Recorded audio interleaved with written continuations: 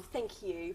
Just before I start, I just need to read the acknowledgement of country. I would like to acknowledge the traditional custodians of the land on which we are gathered and pay my respects to their elders, both past and present. I would like to extend that respect to all Aboriginal and Torres Strait Islander people here today. Well, thank you for inviting me. I was here last year around this time talking about anxiety and stress in teenagers, but for this year I chose a different topic altogether, and I chose something which I thought would have quite far-reaching implications, because if the data is anything to go by, many people, both young and old, procrastinate. So let's talk a bit about procrastination in adolescence.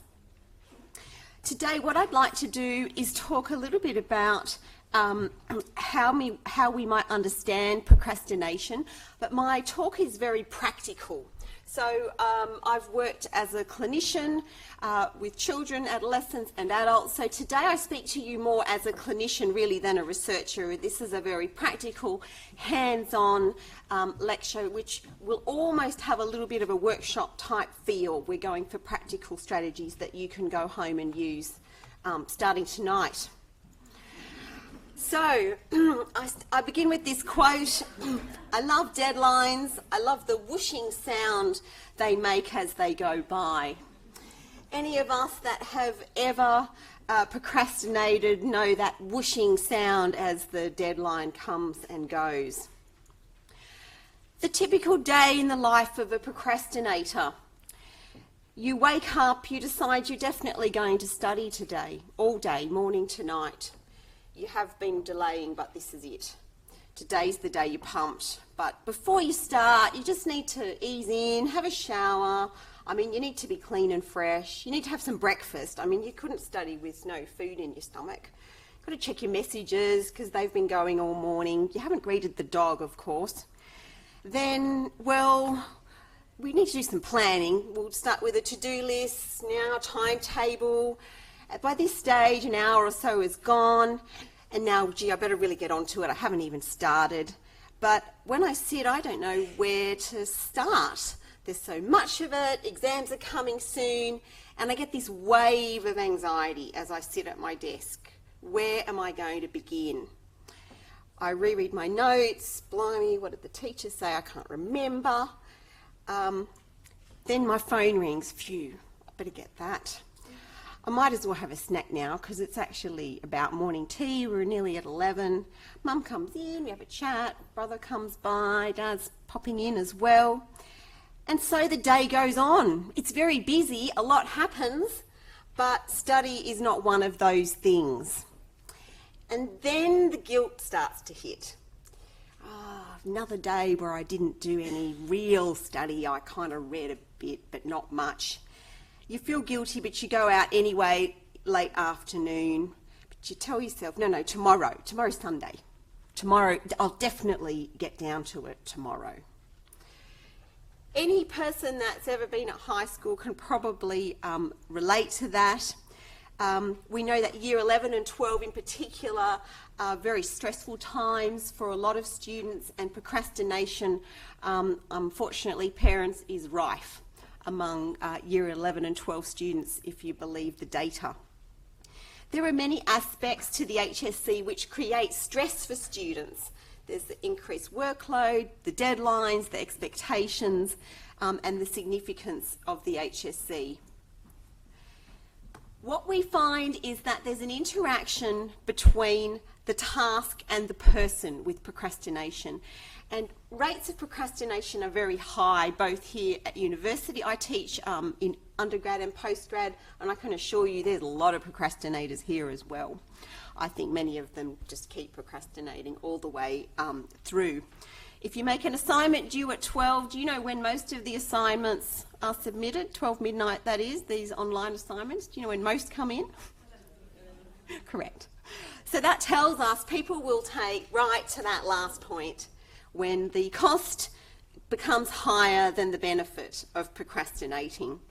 So today what we're going to talk about are two different variables. We're going to talk about the variables that are related to the study task that make it more likely that you'll procrastinate, and the variables that are related to you as a person that make you more likely to procrastinate, because both are important.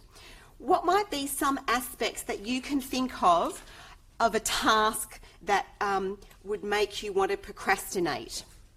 So I'll open this up to the room now. What are some task-related characteristics that make it awful or aversive? Complexity, excellent.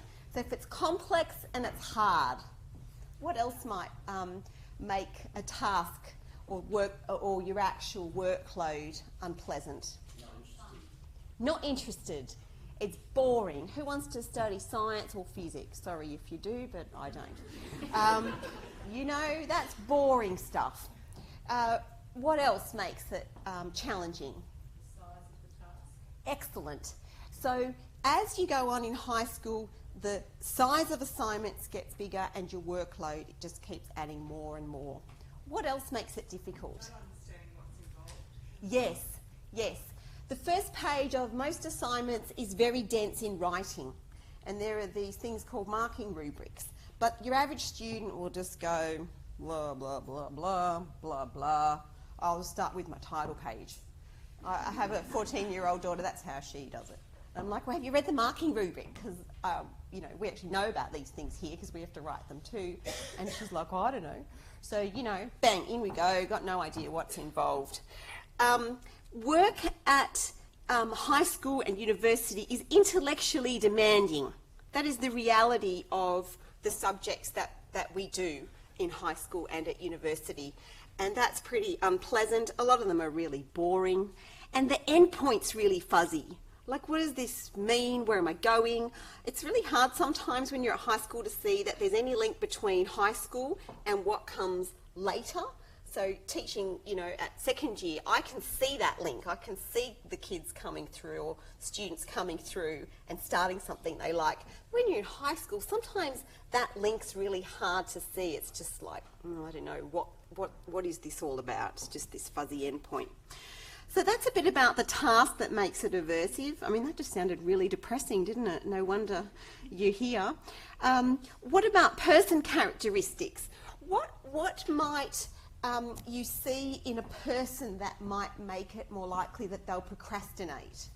So not everybody procrastinates the same. Perfectionism. Excellent. That's a brilliant one. You've been here before, haven't you? Perfectionism is definitely one. If you have high standards and you put a lot of pressure on yourself to do everything very well, high expectations, that's going to make it far more likely that you're not going to start. So perfectionism's one. What else? Laziness. Sorry, lazy? So what do you mean by that? Do you mean lack of motivation? Yeah, some people do. Oh, sorry. Yeah. People who just go, and they name themselves as lazy. They say, I'm lazy. Okay. Yeah, I can't be bothered. Not motivated. Okay. Not motivated, difficulty starting. And some people do have low motivation and have that trouble initiating or starting. I remember when I was in high school, I have to confess, I was quite conscientious. And I'd be driving to school when I could drive in year 11 and 12, and I'd see like all these blokes I knew heading in the opposite direction with surfboards on their roof. And I'm just like, oh, okay, so there's not much study happening there. So they were maybe not lazy, but not motivated. Not motivated. Another one which we see a lot here in the clinic is that some people just by their nature are more anxious. So, you know, an anxious temperament is basically something you're born with. It doesn't mean you have to be an anxious person, but it just means you're a bit more sensitive, you're more likely to react in a more emotional way to things that happen. And if you are a bit more reactive, you're going to feel the pressure more. You're going to feel more stressed around your work. The other thing we find is that a negative thinking style can make people more likely to procrastinate too. So if you think to yourself, I'm a failure, I can't do this is crap, I can't write, I'll never get it done in time, you're going to be much more likely to procrastinate. So we get this interaction between these two variables. Generally, the literature on procrastination is incredibly simplistic. I mean, how many times have you heard teachers or parents say, why can't you just do it? I don't understand. Hurry up, just sit down and get it done. Put your phone away. And, you know, if it was that simple, probably you would have done it by now. Or the other thing, you know, which I find gets wheeled out at schools is time management. Here you go, here's your schedule. Fill in everything you do. Come on, schedule. And if you just have a good schedule, you'll study. Well, we're not stupid. We know that doesn't work either.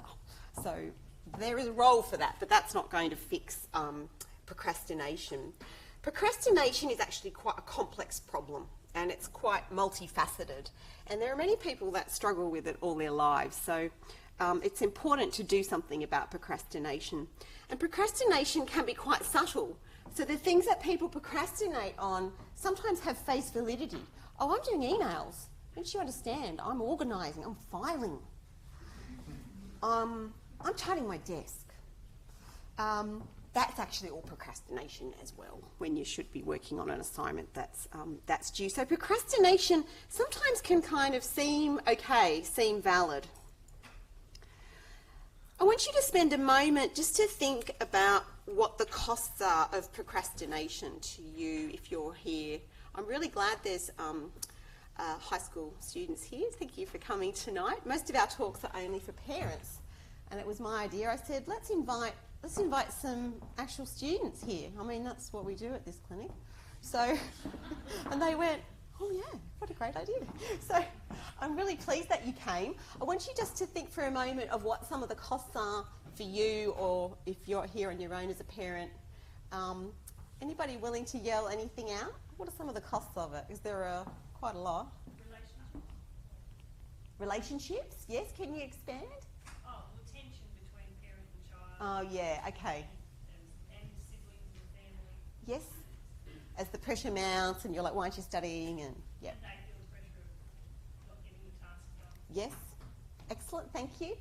Development and Yes, development. yes, Like of their learning and yes, and creativity. yes, excellent. So there could be some kind of slowing of actual rate of learning and outcomes, and yeah. And Yes. information towards guilt and the stress just building up towards that person. Absolutely.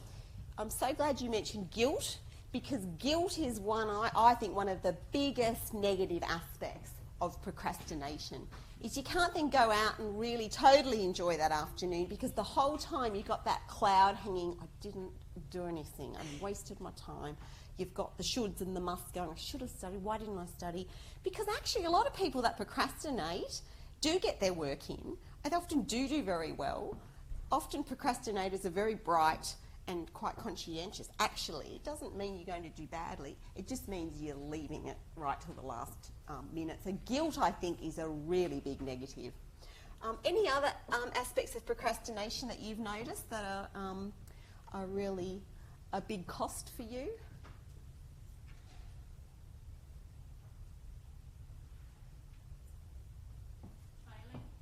Failing, yes. The literature on that's quite mixed around the extent to which procrastination actually links to outcomes. I think, though, procrastination probably does often lead to more rushed work, so it could contribute to that for some people. Yeah. Anyone else? Limits pleasurable time. Yes. Leisure time. Yes. Very good. Constantly thinking about the tasks that you haven't done. Yes. So you're actually not able to relax and Yes. and you know, really enjoy leisure time and downtime. Yes, excellent. And the other one that we see here with a lot of people that we work with is that they actually feel like a real failure around this. You know, they have what we psychologists call a reduced sense of self-efficacy. They don't feel like they can master this. They feel like they've failed at managing it. And I actually think that's really damaging. You don't feel good about yourself and you're managing it. So many costs. I'd like to talk now about waiting for the motivation fairy. She'll be arriving shortly through the door. So typically the myth is that it works like this. I'll I'll wait and then the motivation fairy's going to visit, going to sprinkle me, hit me, I'm motivated, and that's going to lead to action. That's what a lot of us think. Motivation leads to action. And actually we're sold that a lot. I've heard that at many talks about, well, if you think about your career and where you want to go, you'll feel motivated and then you'll study. And I'm thinking, oh, I'm not so sure I agree with that. But it doesn't actually work that way. Motivation doesn't really work that way based on what we know. And there are many myths around doing study. And when we speak to people and we say, well, tell me a bit about what's going on when you're not starting. And they say things like, but I'm not ready. And we say, okay, let's unpack that a bit. What would you need to do to be ready? I'd have to read more. I'd have to look over my notes. I'd have to look at my assignment more. I'd have to speak to the teacher. I'd have to go and text some of my peers because they're doing the same thing and they might have some ideas. And so this idea that you're not ready can end up just being really vague. And the students we work with, we find typically are never ready. No matter how much they read or plan, they never get to a point where they feel they're ready. So one of the myths around starting is this idea of, but I'm not ready, I'm not ready. The other one we often hear with people we work with is, but I'm too tired. I can't study today because I'm just too tired. You don't understand, I've had a really busy week. I've had to go to sport this morning and you've asked me to do chores again. But I'm exhausted and I'm sick, by the way, don't you know? So I'm too tired. Or if you're a bit older, we've heard as well, but I'm hungover. I can't study, I'm hungover. I didn't get to bed till really late. Another one is, but I'm not in the mood. I can't think today. I'm not in the right zone. My brain's just not in gear. I'm not in the right mood today to do anything. So there are many myths around doing study or getting down to assignments or writing around not being ready, not in the mood. Another one we hear is, but I'm not clear yet on my work. I need to be clear about what I'm going to do and then I'll sit down and write. Well, it doesn't kind of work that way because often you don't feel clear until you write. We find it's this process of read, write, and then you kind of work it out. So we hear a lot of these myths around readiness for waiting for the motivation fairy. So the reality is that a lot of students struggle with motivation. I heard a talk recently at a high school on study skills, and the lady there was presenting some research, and she said it's a bit like a pyramid. Right at the top are these highly motivated students that, you all hate. The next rung are ones that are really doing quite well and also pretty motivated. You hate them too. The ones under that are the ones, she called them the flatliners. And they go along like this, do nothing, nothing, nothing. Assignment, down, nothing, nothing, nothing, nothing. Here comes the next assignment, down. She said they're the flatliners. So most people were at least in that flatliner rung. And then the one under that are the ones with the surfboards on the roof driving to the beach. They're the ones, they basically do nothing even when assignments are due, or very little. So most people aren't like walking around with this like air of, oh, I'm so motivated, oh, I'm going to go home and do my 2 hours of study. It's just not reality if you speak to people that do research on this. And I really hate to tell you this, but you may never feel ready. If it's boring and it's hard and it's intellectually demanding, it's sort of like, who would actually want to sit down and do that? Probably not many. I do though think there can be joy in study. I know that sounds sick, but I do think there can be joy in study, but it's just probably you're not going to get that feel, that mood hit you. So typically what people find and what the research supports is this idea that as you take action, regardless of your motivation, you start to build some motivation and that leads to more action. So the first step is actually action, not waiting for motivation or a mood or feeling you're ready. Just don't expect to feel ready or motivated. It'll be easier that way. So your motivation goes up and down across a week or even a day. You know, like how your moods kind of go fluctuating all over the place, particularly, unfortunately, in high school, you know, it's like, I know with my daughter, I'm like, oh, hi, how are you? Don't speak to me. I'm like, oh, okay, we might just leave that one alone. So motivation is a bit similar to a mood. Your mood's going to go up and down, and so is your motivation. Whether you're tired or something's hard or you're overwhelmed or you've got something else on your mind or you've not been well, you're not going to, you know, you're not always going to want to work. So we recommend be aware of your level. So generally, am I a 1, a 2? Am I sort of in the middle at 5 or 6 out of 10? You may like to notice some patterns. Some people do notice patterns across the day or the week. Certain times you particularly know you're not very motivated versus other times you're better. You can watch for that. But basically we say when you're feeling ambivalent, so by ambivalent I mean you're not really sure if you want to do anything, you're just in a bit like, oh, I should study but I don't really feel like it, I'm not ready, I'm not in the mood and I'm tired. That we recommend that you just notice that and watch it and just actually let yourself feel it. Don't try and push it away. Like, what's it like, that feeling? Well, you might say, I don't know, it's sort of like a strange feeling, a bit empty, a bit directionless. I notice I feel like quite tired when I'm in that space. Like, look directly at the reluctance. And a good question to ask yourself is what opens up at you when you look at it? Can anybody feel brave enough to share if they think about when they're feeling ambivalent or not wanting to do it, and you look at that, is there any feeling or thought that opens up at you when you look at that? Is anything popping to your mind or not? Sluggish, no energy. Sluggish, no energy? Excellent. So when you look at it, what pops up is sluggish, no energy. Terrific. Anybody else willing to say? It might be sort of like, I can't do this, or I'm not good enough to do this. Like, Yes. I'm not good enough Yes. to do this. Yes. It's almost like looking up at Everest. Whoa. It's just way too much. I'm not even going to start. I'm not even going to climb to base camp. Yep. Anything else? Lack of confidence. So some people have struggled for so long they actually end up feeling really low about themselves and their own ability to do things. And that low confidence can be really damaging. Yep. Anxiety is something that opens up for a lot of people. When they feel ambivalent or they're not sure and we ask them, here the students we see, many of them say, actually I'm feeling incredibly anxious about this. I don't know what's involved, I'm not really sure, it's due next week, and the whole thing just freaks me out. And it's easier just to walk away.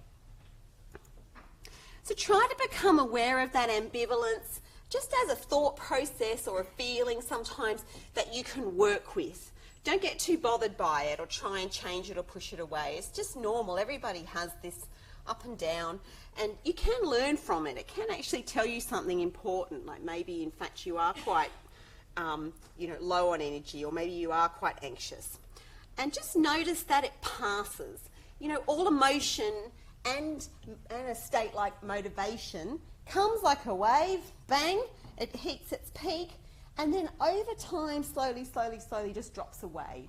No emotion or state hangs around forever. We're just not built that way. So you can try and relax a bit in the knowledge that it's going to pass. So try and let it go if you can, and find ways to work with it rather than getting stuck. All right, my motivation's a bit crap today. I'm just going to tackle some bit I feel I can cope with, and I'm just not going to dwell on it anymore. Without letting it dictate your whole day. You don't have to react to it. You can surf it without reacting to it. So that's a little bit I wanted to say around emotion.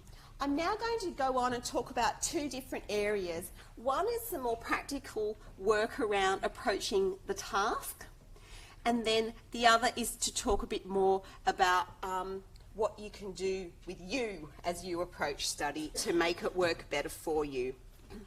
And we do see a lot of success when people put these strategies into practice here. So there is something really practical you can do about this. One thing you might have noticed in that little example I gave you is that that person was trying to do what we call a binge study. I'm going to get up and I'm going to study from 6:30 a.m. till 6 p.m. when I go out at night. That's like awful. That's a binge. So most people think, oh, okay, I've got to spend like half a day or at least like quite a few hours, versus what we call snacking. And one of the problems with binge study is that it's quite hard to do, it's very unpleasant, and then often people don't do it, and then they get on this treadmill of feeling really guilty and trying to catch up, and they just go round and round. We've seen that a lot. So what we have found over time works better is what we call snack study or snacking.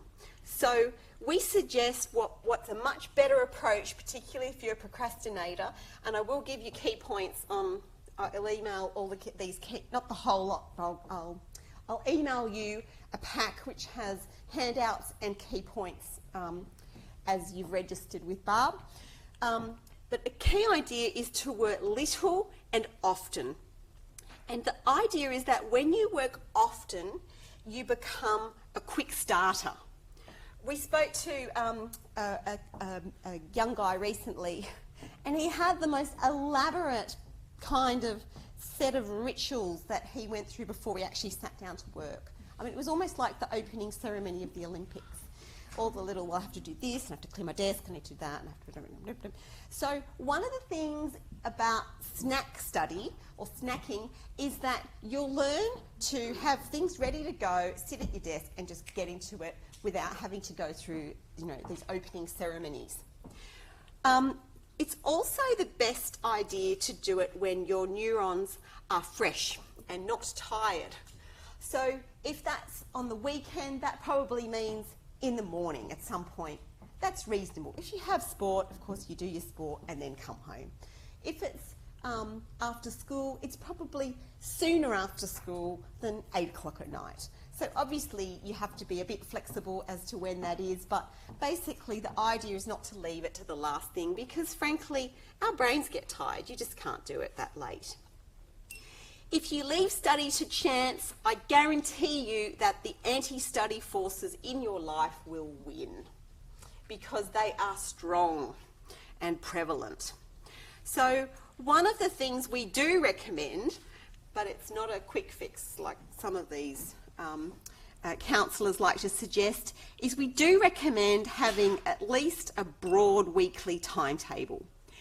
And start by putting in your school sport and other loved activities. There should be things in there that you certainly do enjoy. And then have a look at some blocks of time that you can pencil in some study. So, the amount of that time is going to depend on you. If you've procrastinated a long time and you really have trouble getting going, you might even start with half-hour blocks. Have a break and do another half-hour block. Or you might start with 1, 2, 3 hours, depending on how you're placed. And it doesn't even have to be every single day, a few days a week. The idea is to start with a little, then feel you've got to go too high. You can always build from there. Pick times that work for you and your routine. I mean, I joke about the 6:30 start, but so many people say, I'm going to set my alarm and I'm going to get up at 6 o'clock, and I'm just like, when did you last get up at 6 o'clock? When your alarm went off? And they're like, oh, never. I'm like, well, come on, don't set that time. And then they say, oh yeah, all right. So, if you feel awake and coherent at 10, just start at 10:30. It doesn't really matter. The idea is that it's a time that will work for you in your routine, and not too late in the day when your neurons are all soggy. You do also need a little bit of structure and organisation. Again, I don't think organisation is the key to overcoming procrastination. I think sometimes actually it can even serve as procrastination. But create a to-do list of tasks due, and then your timetable works together with your to-do list. And the idea is that you will break down your tasks that are due or work due across your study times in the week. And the timetable creates a loose structure.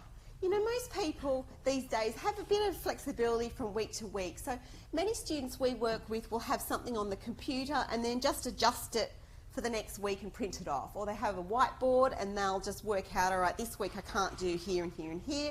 I'll do 2 hours on a Monday, 1 on a Wednesday, 2 on a Thursday, and that's enough for now. So, you know, you might have to just look at it fresh for that week. And the research, I believe, shows that, you know, top performing students don't stick rigidly to a timetable every week, but that they do have some structure. And particularly if you've been a procrastinator, you know, if you leave it to chance, it's just not going to happen. So that's one thing that we found people find really helpful. Having something visual is really terrific. Put it up on a board. And I know it's a kind of a hard time sometimes to actually get mum and dad involved, but what a lot of programs that we know of suggest that you actually do share this with mum or dad. So mum or dad know this is the time that you're meant to be doing your study, even if it's just half an hour or an hour, this is that study time. Assignments, as I mentioned, are usually really word dense on the front. Really tiny writing, really packed in.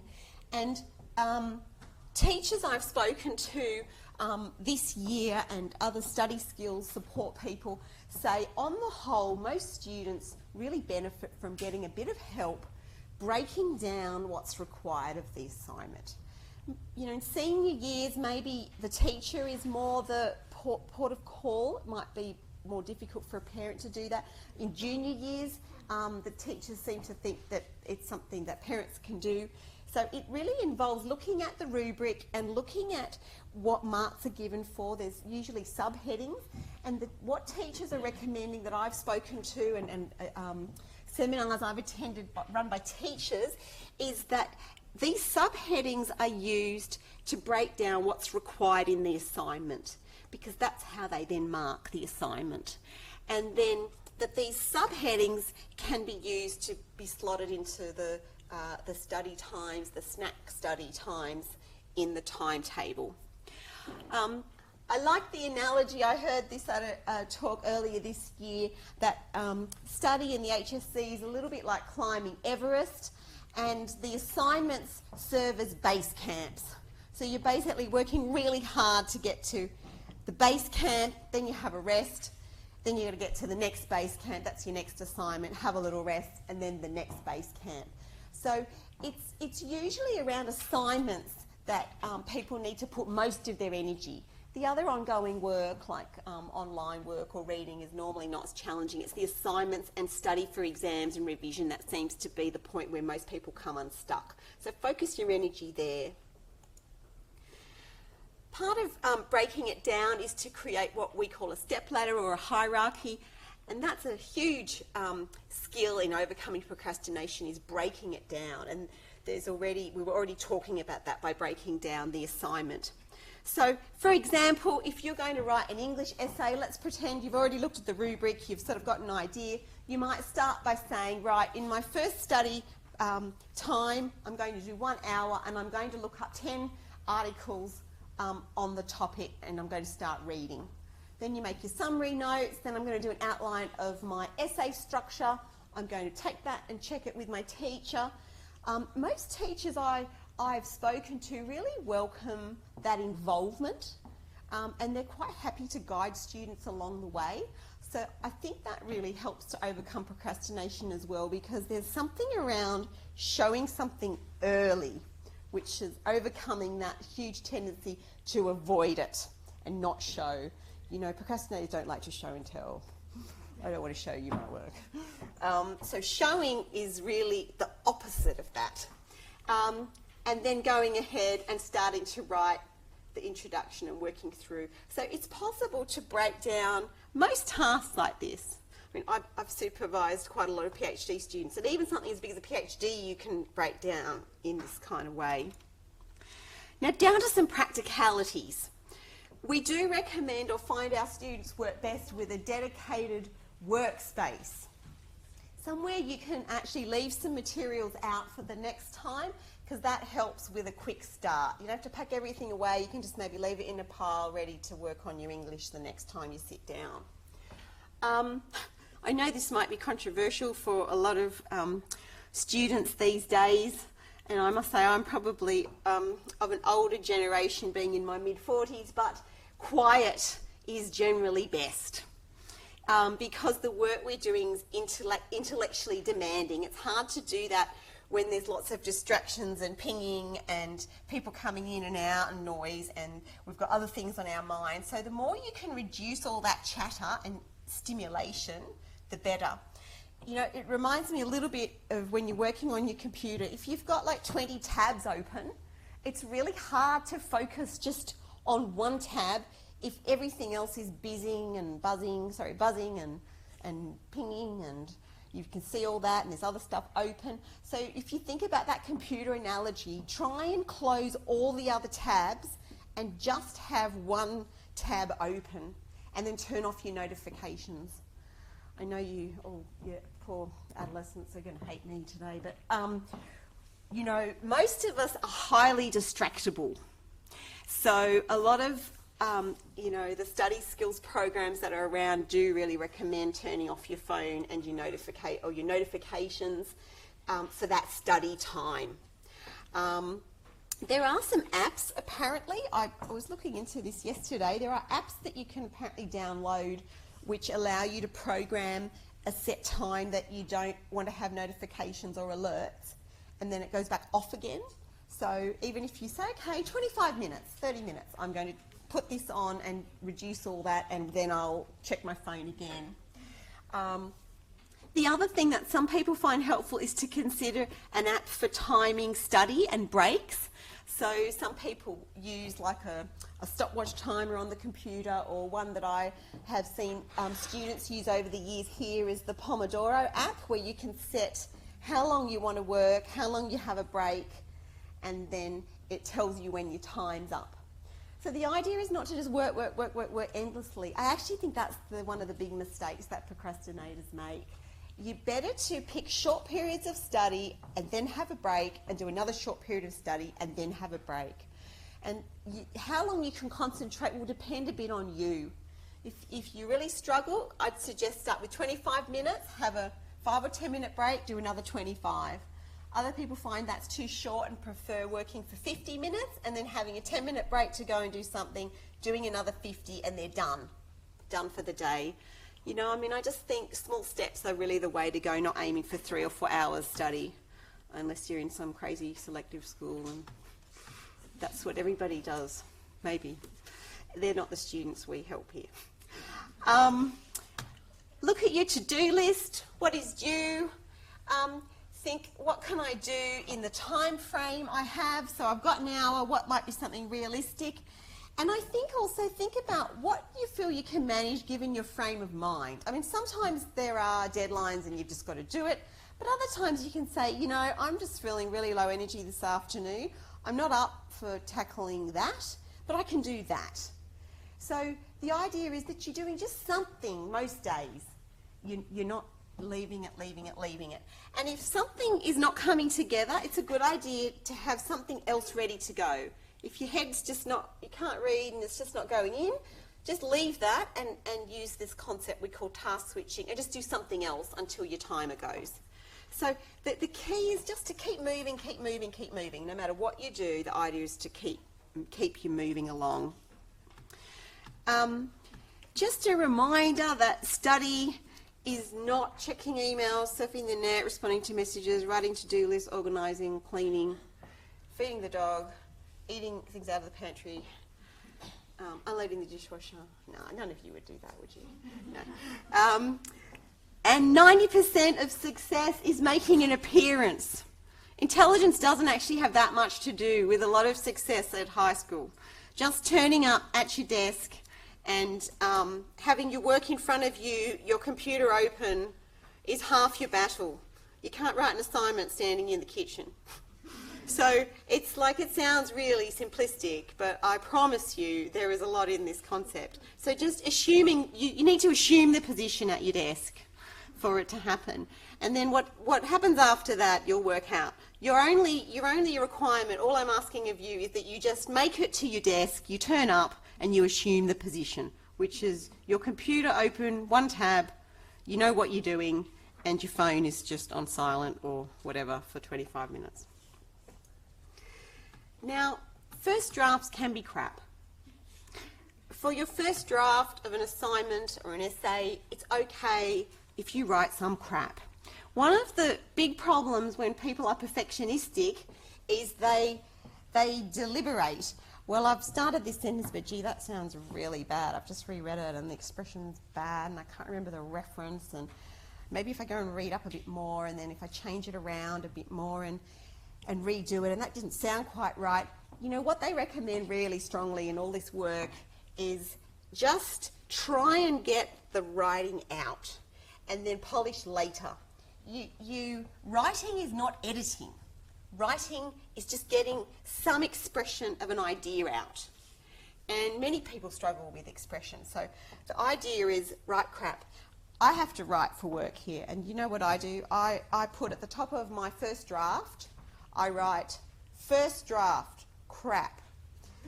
If I had more time, this would be better, but this is all I can manage for now. And I know it sounds really stupid, and maybe it is, but just the idea that it's just a first draft, it can be crap. I'm not going to show it to anyone just yet. Really helps me to start. And then once I get it going, I can read back and edit and polish. Try not to stop. You know, the temptation if you're perfectionistic is to say, I remember I read something else about that, and then you go away and look it up. All the advice is don't do that. Just keep writing, get the ideas out. Or don't worry about references, write ref and keep going. Or if you can't remember a bit, make yourself a note. Check this point, not sure. And then keep going to the next, to the next, to the next. Be as active as you can. All the teachers recommend, if you're reading, take notes. If you're writing summaries, close it, test yourself. If you are getting into those high school years, get out past exams and do active things with those. If you realise you need to do more research, make a note and keep writing. The other thing I personally find handy is just a big pad of paper on the right.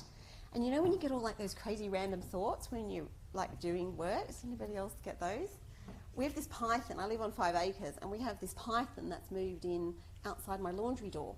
And the python's been there like 6 weeks. So bizarrely, when I'm sitting and working and I don't want to be doing a paper I'm working on, I have these like crazy thoughts like, I might just go and check the python. Or, I must not forget to turn the water off outside, or I've got to book something for one of my kids. So I found it helped me to just have a blank piece of paper, and anytime I had like these random crazy thoughts, I'd just write it all down and then keep going. And you might like to do that too for these sorts of things. If you realise you need something, just have a blank bit of paper for anything that comes to your mind that you're having trouble letting go of. Write it down and keep going. Because our minds do that. We have this constant flow. It can help to do that. When you finish, bookmark the point where you finish in some way. A little note to yourself. My next steps are to talk about the, what's some English essay?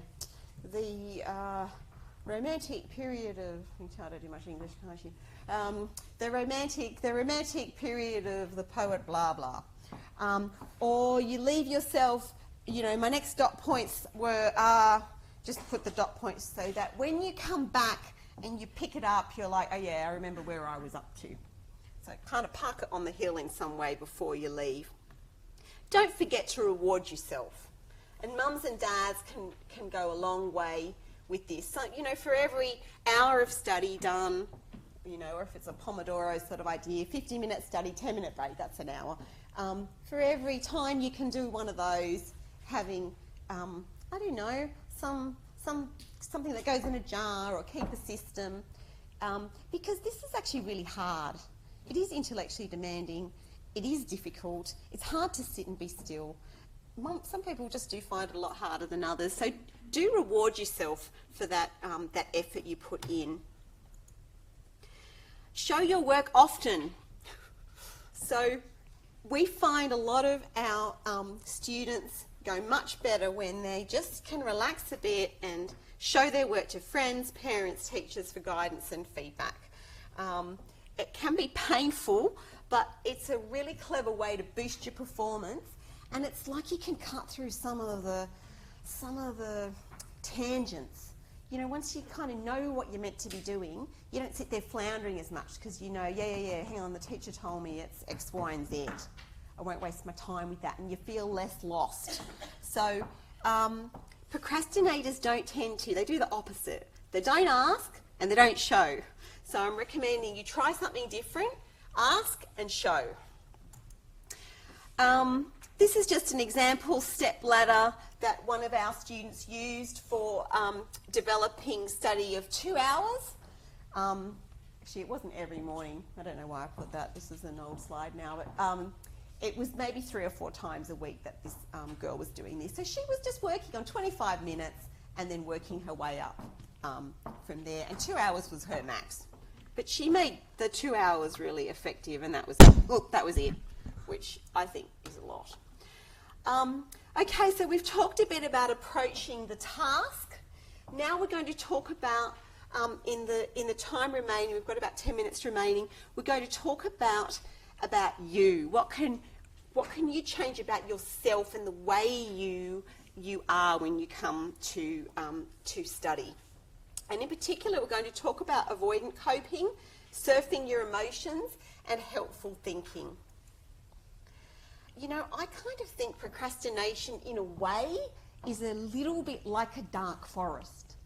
You know, you're at your desk, but you kind of wander in, and it's a place where sometimes you get a bit lost, you don't know the way out, there's like little creatures in there, you get anxious. So it's a bit like going on a journey through a dark forest, and you've just got to keep walking until you get out the other side and you've done it. And part of overcoming procrastination is dealing with the emotions that come up as you force yourself to sit at your desk. You see, by getting up and going away, what are you doing with the emotion? You're avoiding it. It's a really effective way of avoiding emotion. So, you know, I've worked a lot with people across my clinical work, and all behaviours that we say we want to change serve a function. So they all help us in some way, actually. I mean, things like drinking, smoking, fighting with someone, being a pain, being difficult, angry. All those behaviours we say we want to change. I know you're here because you want to change procrastination. But in some ways, we really like it too. There's some ways we really like our procrastination because it kind of serves us in some way. And one of the ways it serves us is it actually helps to keep at bay some quite unpleasant feelings. So what I'm going to talk about now is how do you deal with the feelings that may come up when you do what we've said up till now in terms of those practical strategies. And that represents the feelings in the dark forest. So what we're talking about here largely for many people, if you've been doing this a while, is you're working hard to overcome procrastination as a habit of avoidance. So many people that procrastinate generally have a kind of avoidant coping strategy. If things are difficult or challenging, they do this. They fall into a habit of avoidance. So you're actually doing something really profound, something really healthy, and that is working at developing a better coping strategy. Avoidant coping is usually related to anxiety. It's usually anxiety that drives our avoidance.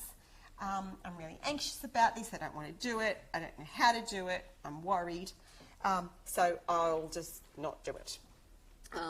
And what we see with a lot of students that have come through our clinic here is that with practice they can go a long way to overcoming that avoidant way of coping.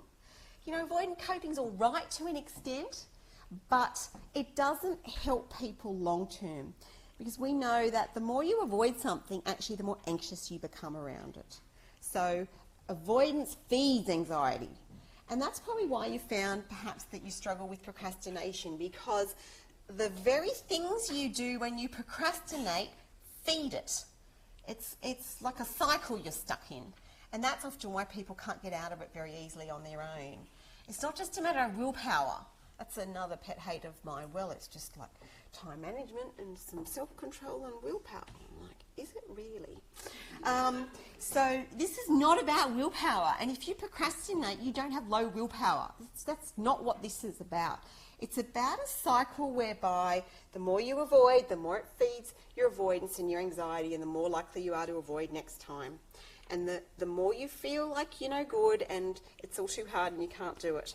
So what we're doing here is working towards some fundamental shifts in the way you approach your study and your work. And the key is to practice little and often, and you face your fears. Turning up is half the battle won.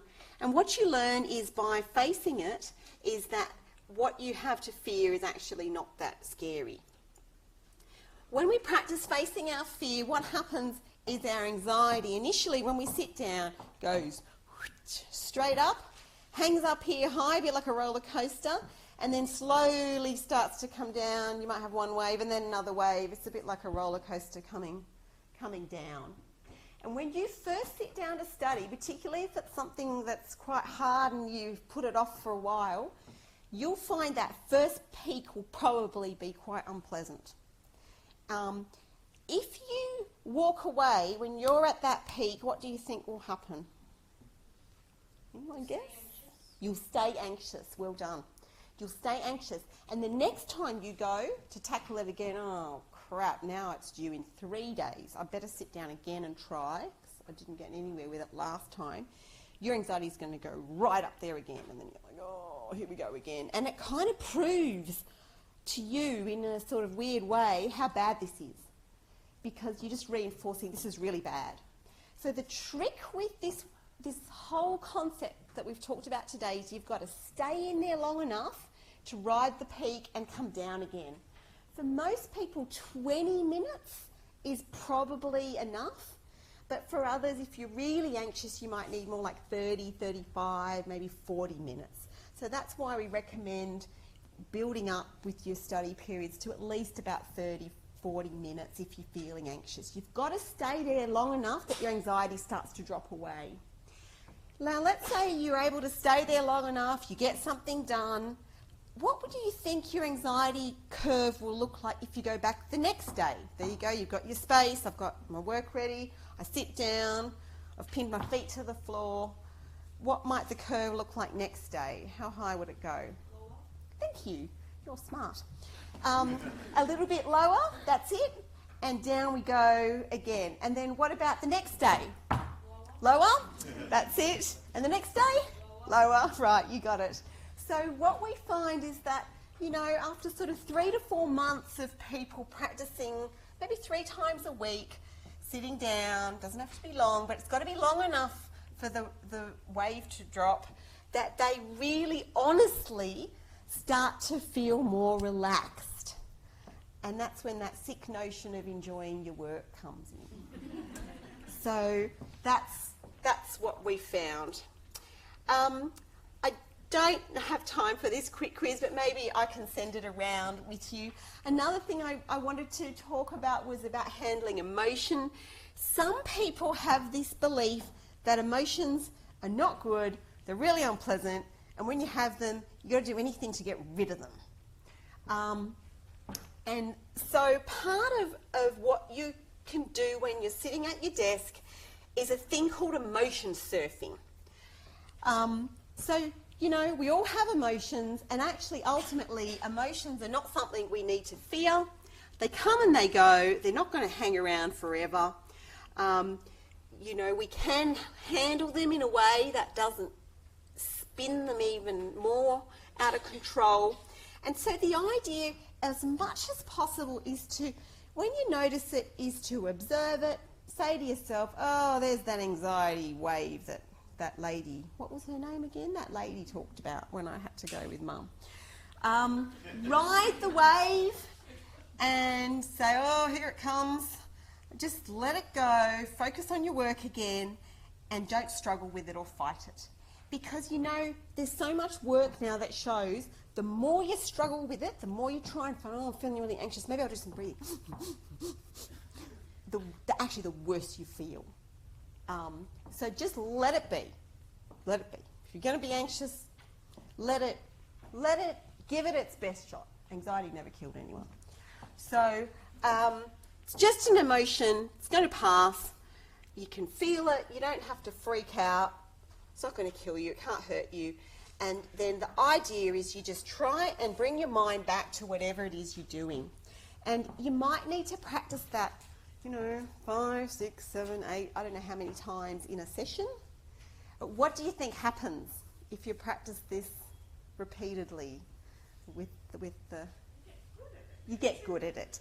And as the anxiety gets lower, you'll find you won't have to work so hard to do this. You're like, oh, there's that stupid anxiety which continues to get. Thank you. And then sometimes, you can also, if it's really getting to you, when you're not studying, do something active or comforting just to kind of... So good self-care is part of this, but that's another talk. The last thing I want to talk about, we've got 2 more slides or 3 to go, that's it, is these types of thoughts that cause us problems. Anxiety-related thoughts, I am not doing well at this, I don't know what I'm talking about, I'm going to get a really bad mark, I'm going to fail the HSC, I won't be able to get a job or get married or have babies. I honestly had somebody in one of my 200-level courses tell me that was her automatic thought. And we laughed about it for the whole of that lecture series. Another one is perfectionistic thoughts. This is rubbish. I've written parts of this essay, but it's just rubbish. And self-critical thoughts. I'm a failure, I can't do this, I'm never going to get it together. So, because there's no time to go into any more really complex strategies around this, I thought, what do I want to tell them in an absolute nutshell? So if you remember nothing else, just remember this. Thoughts are just thoughts. You know how we talked about feelings? They come and they go. We're weird creatures. We have weird thoughts, weird feelings, motivation goes up and down, they say when they do research, often we can't even explain why we made the decisions that we made. Look at marriage, for example. But thoughts are just thoughts. They may be true. You may be a total loser, failure, and you're never going to go to uni or have babies. Or, in fact, that could just be an anxious thought that's popped into your head, which is total rubbish. But thoughts are actually really powerful because they affect your feelings. The more you think that way, those 3, the worse you're going to feel. So when you notice an unhelpful thought, I recommend you do either 2 things. You surf it, like we talked about the feelings, just notice it, go, oh, that thought again. Just let it go, focus on your work, or you challenge it. If you can think of an easy way to challenge it, that's rubbish.